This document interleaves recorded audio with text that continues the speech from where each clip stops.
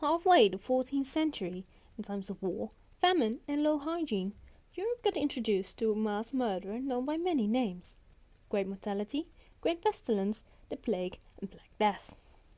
But before the plague ever hit Europe, it had already spread its reign in Asia and the Middle East.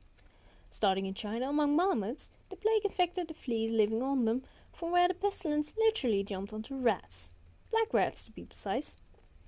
The flea-infested rats then got onto ships, travelled along with caravans of tradesmen and soldiers, and infected the men with the disease along the way. Along with the rats, the plague travelled the famous Silk Route, a network of trade routes starting in China, going through mystical India, mighty Persia, and ending in southeast Europe.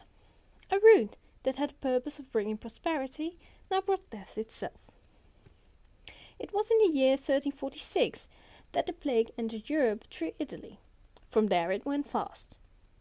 It were the soldiers and the tradesmen that came home from their travels that infected their own families, their children, their loved ones. It was only 2 years later, in 1348, that the plague hit France, Spain, and England.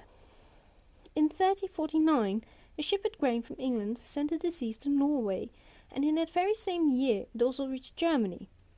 It was 5 years after the pestilence first hit Europe that it finally spread to Russia in 1351. During those 5 years, the Black Death, and the panic that came with it, had killed tens of millions of people. The estimation is that 1 out of 3 people had died.